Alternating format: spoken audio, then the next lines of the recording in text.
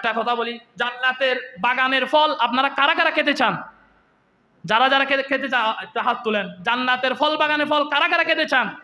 আমিও খেতে চাই ইনশাআল্লাহ। এবার হাদিস শুনেন, মুসলিম শরীফের হাদিস, ক্বালা রাসূলুল্লাহ সাল্লাল্লাহু আলাইহি ওয়াসাল্লাম, নবীজি বলেন, কোন মুমিন বান্দা যদি অসুস্থ মানুষকে দেখতে যায়, অসুস্থ মানুষের সেবা যত্ন করতে যায়, সেবা যত্ন যে আপনি করতে গেছেন সেখান থেকে আসার আগ পর্যন্ত নবীজি বলেন কেমন যেন তুমি জান্নাতের ফল আহরণ করতেছো।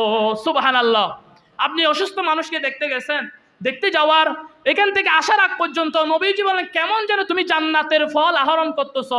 এটার মানে নবীজি এটাই বুঝাতে চাইলেন যে অসুস্থ মানুষের দেখাশোনা করা, এই আমলটা যদি তুমি করতে পারো, তোমার মৃত্যুর পর তুমি জান্নাতের মধ্যে জান্নাতের ফল আহরণ করবা। সুবহানাল্লাহ। বুঝছেন তো আমার কথা? আপনি যদি অসুস্থ মানুষকে দেখতে চান, কিয়ামতের ময়দানে আল্লাহ তাআলা আপনাকে জান্নাতের ফল আহরণ করাবে। সুবহানাল্লাহ। এখন মানুষ রুগী দেখতে যায় না, কেন যায় না? 2 কেজি আপেল নিতে হবে, মুসাম্বি নিতে হবে, এই জন্য মানুষ দেখতে যায় না। আরে আপনার মুসাম্বি নেওয়ার দরকার নাই, আপনি তাকে দেখতে যাবেন, তার জন্য এতটুকু তো দোয়া করতে পারেন, আল্লাহ আপনি তাকে সুস্থতা করে দেন, আপনি তাকে ভালো করে দেন, এতটুকু তো আপনার বলতে পারবো না? এতটুকুই বলবেন।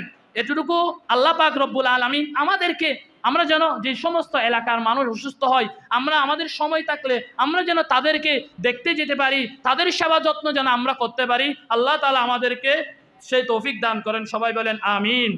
কিয়ামতের ময়দানে আল্লাহ তাআলা বান্দাদেরকে বলবে, আল্লাহ তাআলা বান্দাদেরকে বলবে, বান্দা আমি অসুস্থ ছিলাম, তুমি আমাকে দেখতে আসো নাই। হাদিসের মধ্যে আছে, ইয়াকুলু ইয়াউমাল কিয়ামাতি ইবনু আদম, নবীজি বললেন কিয়ামতের ময়দানে আল্লাহ তাআলা বান্দাদেরকে বলবে, বান্দা আমি অসুস্থ ছিলাম, তুমি আমাকে দেখতে আসো নাই। বলেন আল্লাহ কি অসুস্থ হয় নাকি? অসুস্থ হয়?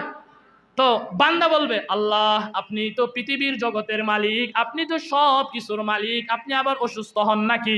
আল্লাহ তাআলা জবাব দিবে, বান্দা আমার অমুক এলাকার অমুক ব্যক্তি, আমার বান্দা অসুস্থ ছিল, তুমি জানতা, এরপরেও তুমি তাকে দেখতে যাও নাই, তুমি তার সেবা যত্ন করতে যাও নাই।